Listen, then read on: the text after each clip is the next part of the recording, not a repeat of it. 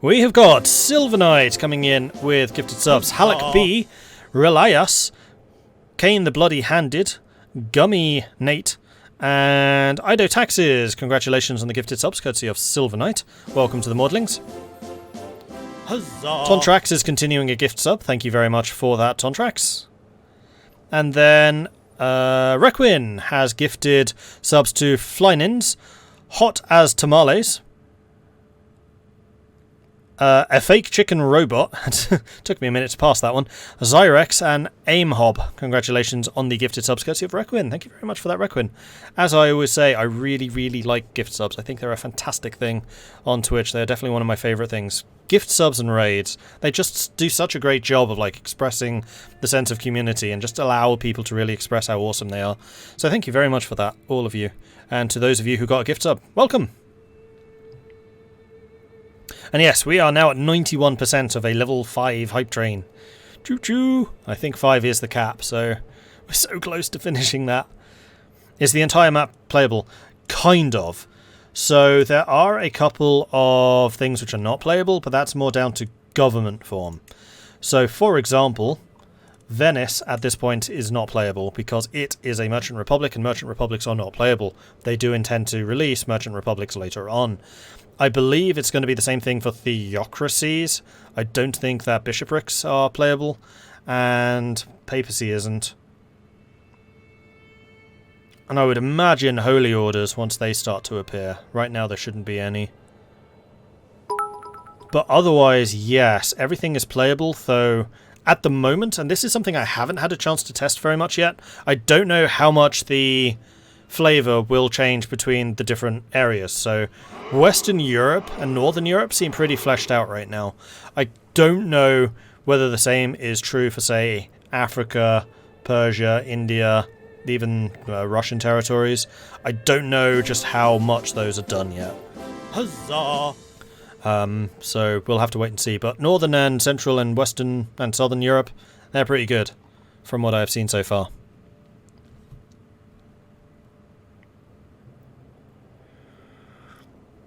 So you were planning to play a count in Ireland.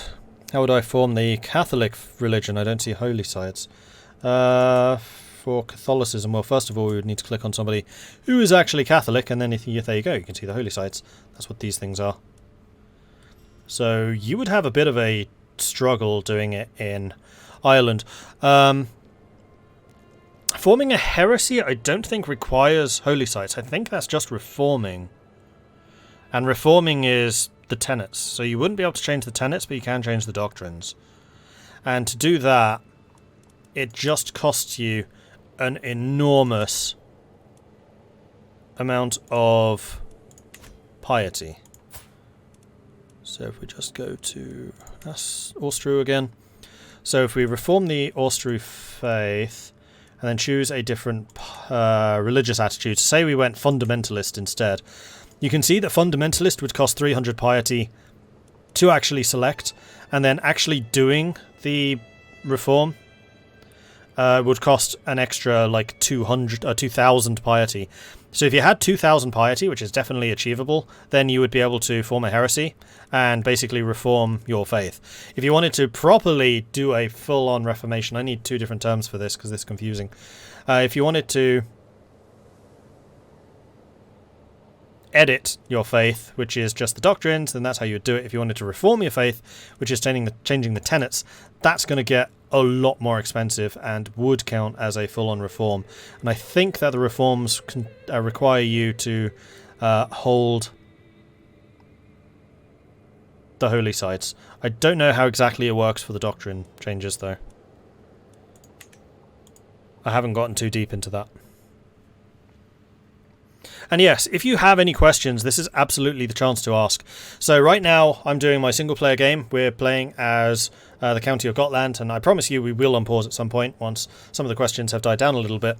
Tomorrow, I'm going to be in what's called the Creator Colosseum multiplayer game, where I'm playing with 30, I think it's 25, other fantastic content creators in a big multiplayer game. And for that one, we are starting in 1066, so that was another reason I wanted to do the 867 start. And in that, I am playing as Upland. So I am playing as, weirdly enough, a Norse heretic. I'm called Eric the Heathen, because I'm one of, like, 3 available Norse characters in 1066. So that's going to be a real challenge. Meaning if you wanted to revert back to the Celtic religion to go back to pagan. That I don't know, Katie. I haven't done it.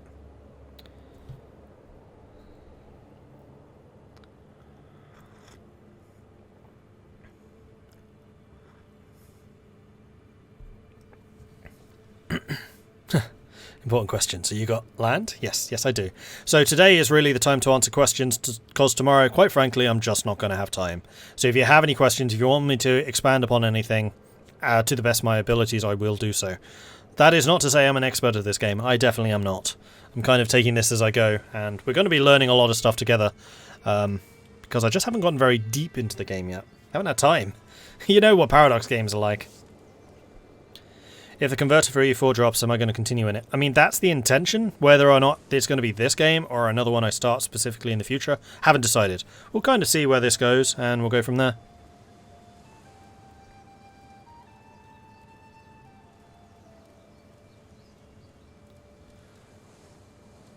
What are the game rules for this or the creator game?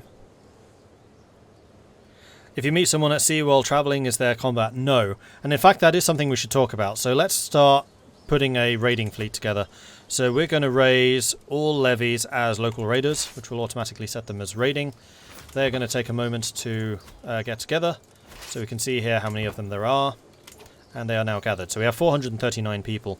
If we were to just move out to sea, we would turn into a boat and set sail. So let's go and turn into a boat and set sail. Moving out to sea. Moving, moving, moving. This takes a month. It always takes a month to get into boats. And you will see why that becomes very important in a moment.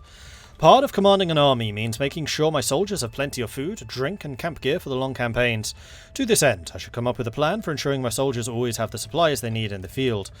So these are challenges. So arrange a network of merchants to help me is a stewardship challenge. The higher your stewardship, the more likely you are to get a positive outcome.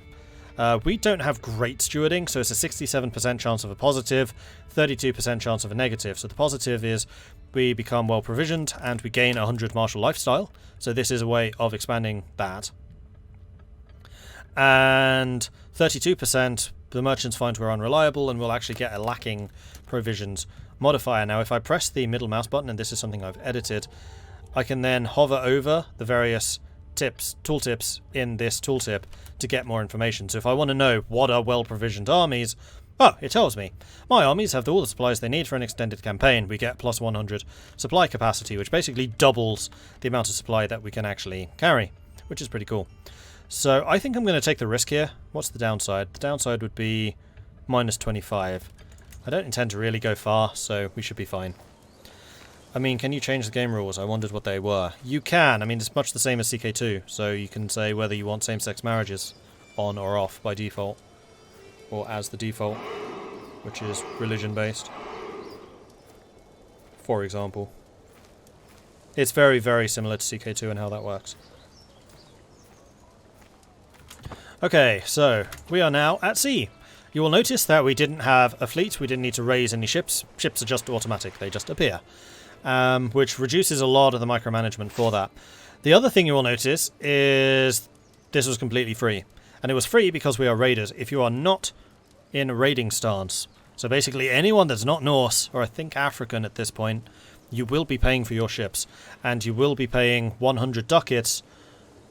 Sorry, you will be paying 1 ducat for every 100 soldiers.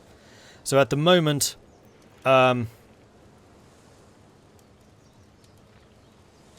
it was free. But if I was playing as a Catholic over in, I don't know, the Netherlands, it would have cost me 4 ducats, or actually 5 ducats to embark all 439 of my soldiers. Have I picked a personal deity? Is that a thing I can do? I wouldn't even know how to do that. Hasn't asked me anything about it.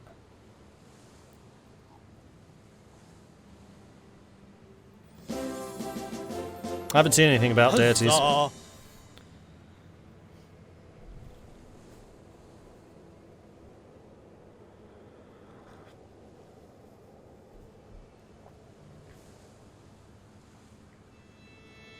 decisions.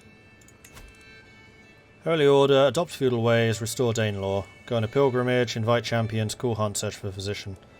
Nope. Oh, actually, this is a good point. I want to know what we need to do to adopt feudalism. So, to adopt feudalism and stop being tribal, we will need to get absolute tribal authority.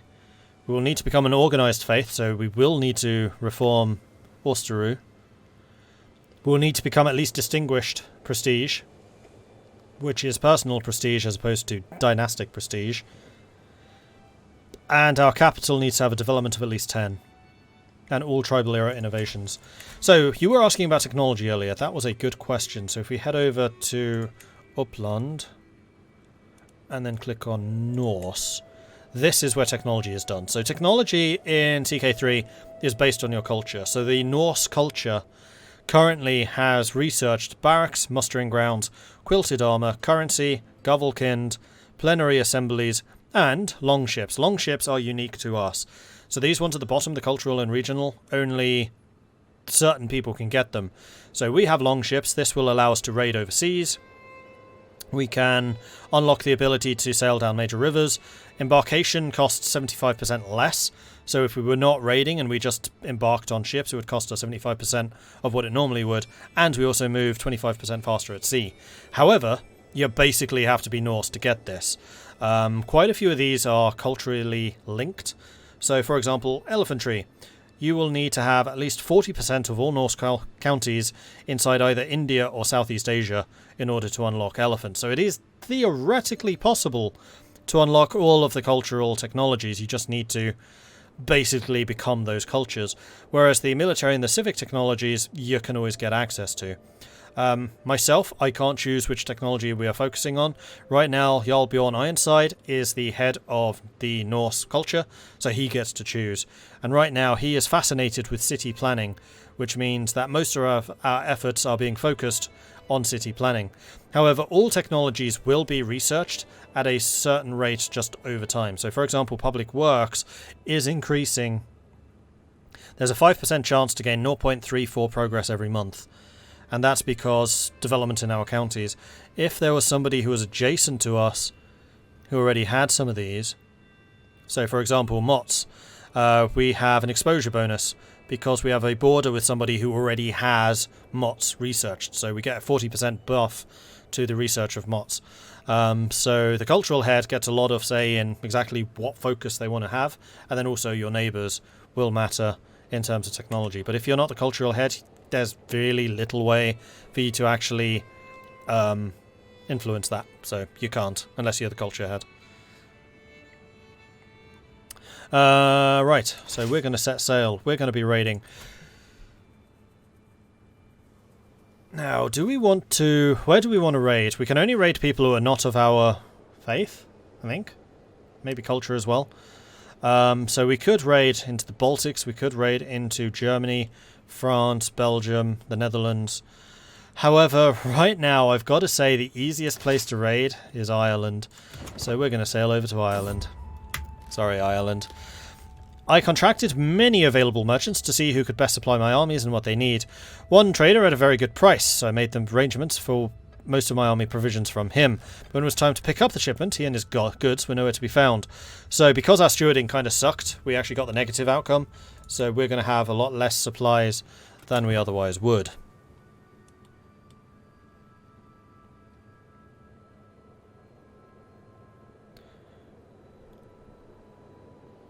Do you know if you're the cultural head? It'll tell you. So if you click on the culture, it says down here who the head is.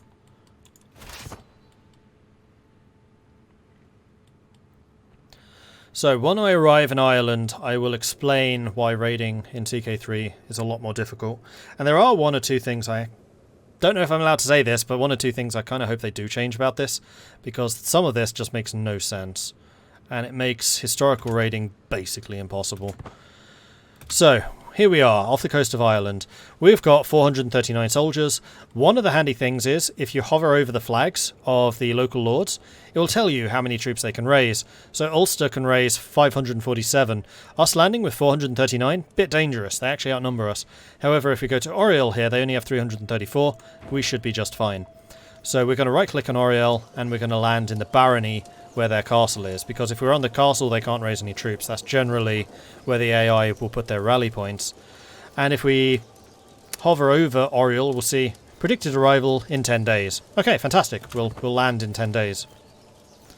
So 10 days later, we are now here. We are raiding, and you can see that we have this little bar, which is going to be ticking up, and that is basically a representation of this. Now, here is where the problems start.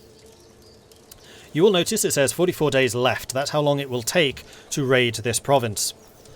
You cannot move away in those 44 days. So you have to wait in this province at minimum 44 days. That's a problem. But wait, there's more. To re-embark on your ships, it's gonna take 30 days. So it took you just 10 days to get off the boat. It takes you 30 days to get back on the ships. This means it takes a whopping 74 days to get back on ships and run away. So, if you happen to land in somewhere like France or Germany, you think you could just do a hit and run attack on, say, Guinness over here. And then France goes, oh, no you don't. They have 74 days to raise, like, the entire French army and go and kick your ass and get rid of you. Which basically means that attacking anyone big is impossible. You just can't do it. It also means that when you're raiding, it makes a ton more sense to just freaking walk, because it's a hell of a lot faster than going by sea. I really hope they change that, because hit and run raiding is impossible right now. So we are currently raiding this, and also I'm aware that it looks like you're boarding your ships. Trust me, you're not. So this in 30 days, it just keeps resetting. Predicted arrival 29th of May. No, it's the 30th of May, 31st of May, 1st of June, because it's still raiding.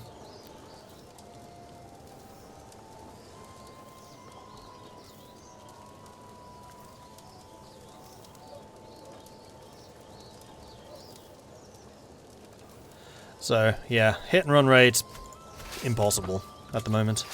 That's the one thing which I really dislike, and my couple of test games as Eric the Heathen, where I was just trying to, like, attack into the Baltics, all of them have more troops than I do, and just, like, even attacking the really poor counties out here, really sodding difficult, because all you need to do is wait for one larger army than you, and you've lost. And the other way that this works is if you lose a battle, you lose all of your loot. It's gone. They've taken it. So you need to be really careful about who you attack and only really go after the little guys. Which means that the bigger nations, who are the ones that really are the ones you kind of want to be raiding, you can't at all. You can't even try. Okay, so we have now raided Dundelgan, which is the capital of Oriel. And we gained some money. Each army has a capacity of how much money they carry. So the money is now tied to the army as opposed to the ships, because there are no ships. So we can carry up to 43 ducats. We've just taken 15 from sacking this. And then the little torch, while we have an army selected, shows you what's already been raided. There's no loot here. You go somewhere else. We are then going to walk down to... Oh no, Dublin's already north, so we can't raid it. Eilac has 443 soldiers. That would be risky, but with our champions we might be able to do that. So let's head over to Eilac. Actually, no, let's go here first, because it's kind of on the way. So we're going to take our Brefne with their 322 soldiers, with my 431. And you can raid individual holdings. Unfortunately, Ireland at this point is very underdeveloped, and it'll probably stay that way. If you have individual holdings in each of these baronies, you can raid those as well. And that's one thing which I do like, is you have the far more geographical aspect of choosing what to hit. If there are, for example, a bunch of temples over here, you can go for those temples and just ignore the castles if you really want to. Although there are downsides to that as well, which are tied to attrition. And yeah, let's talk about attrition. So attrition and zones of control. Zones of control is really what we're talking about here, is handled differently. You're not just blocked from passing through areas with a castle. Instead, you will take increased attrition for moving through zones which they protect. So for example, if we were landing here in Connacht and decided, you know what, the barony of Castlebar had way better loot potential, we could then move from here to there. nothing stops us from doing this, except for the fact that this is an undefeated garrison, and they will be inflicting attrition on us while we move. And generally that manifests as you just lose 100 men. Just 100 men. Gone. It's not a percentage, it's just a flat 100. I don't know if it's a percentage when you get bigger armies. I kind of hope it does. Because when you're running around with an army of 400, losing 100 is a quarter of your army. If you're running around with an army of 4,000 and you lose 100, that's far less of a problem. So I don't know exactly how it works for the bigger armies, haven't got that far. But for the little ones, like, you do need to be careful about where you're moving, because you could suffer that attrition. Thankfully, it does quite handily give you a tooltip on the map when you are doing that. I can't show you because we're not moving into any other occupied hubs, and in fact we can't move until this is looted anyway, so that might be why it's not showing us. But there will be a big red skull on the territory if it's like, you're going to lose this many troops, and if you then hover over the skull it will tell you exactly what you will lose for moving there. What are my maintenance costs? Right now, because we're using levies, they're super low. Huzzah! So at the moment, our 422 levies that we have left, because attrition from sieging, is costing us 0.3 ducats a month. It's super, super cheap. The real cost is going to come from men-at-arms when we start recruiting those. But, because we're tribal, that's going to be a prestige cost as opposed to a gold cost. So the gold that we bring home, we can start reinvesting into our territories and build those up.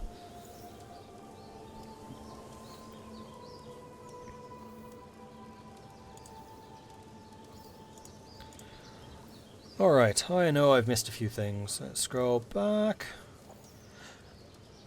Anonymous Cheerer gifted 300 bits. Thank you very much for that, Anonymous.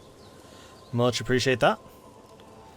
And we have got GBP Tomate, Wise Ox, Aussie Teague, and Marin. Thank you very much for the follows. Welcome to the channel.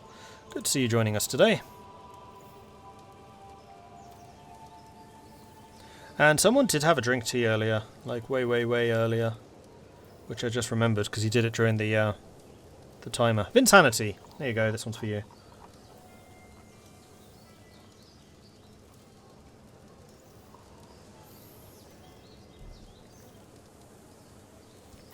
Does it work that if you build bigger castles, inflict more attrition? Oh, possibly. I don't know. Raiding kind of makes sense since your army is spreading out to loot stuff. I think the numbers need to be adjusted, but I know Paradox wanted to prevent the cash spikes from raiding.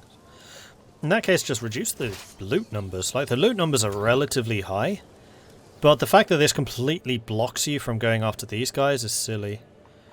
Just make the garrisons have more of an impact on reducing how fast it takes, or how makes it take longer to actually raid the province itself, but still let you move away. If you move away, you haven't looted anything. Nothing lost.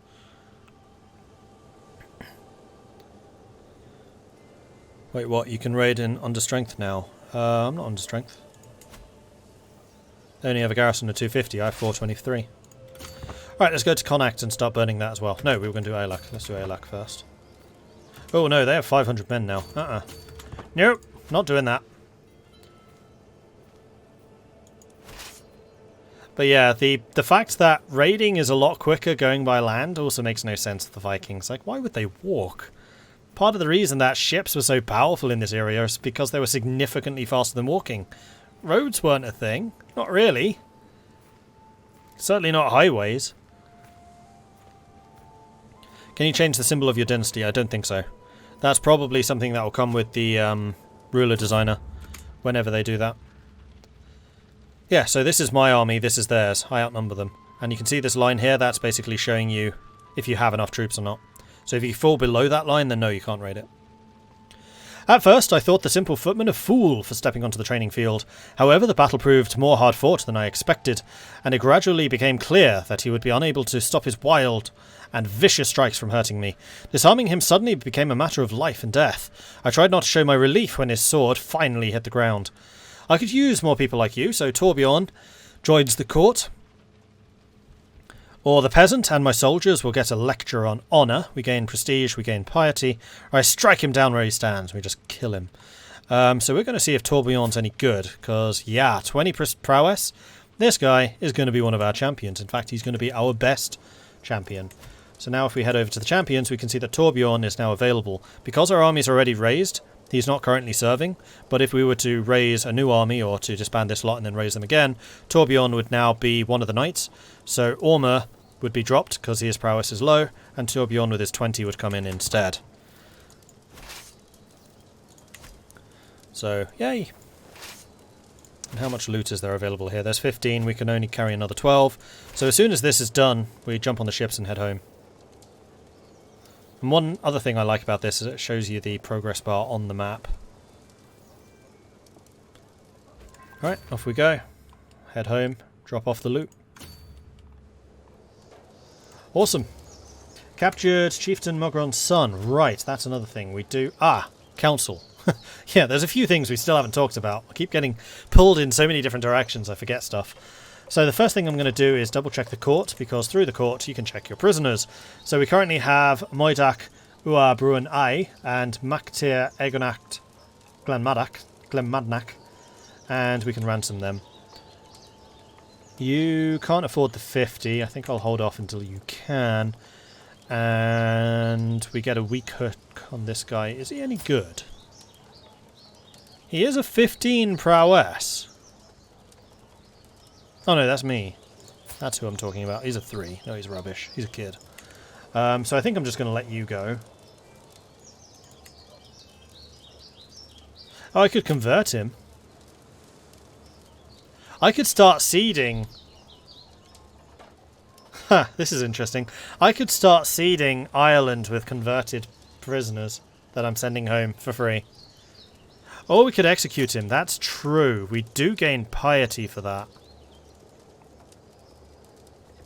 I'd forgotten that's not actually shown here, but it's... yes, we do.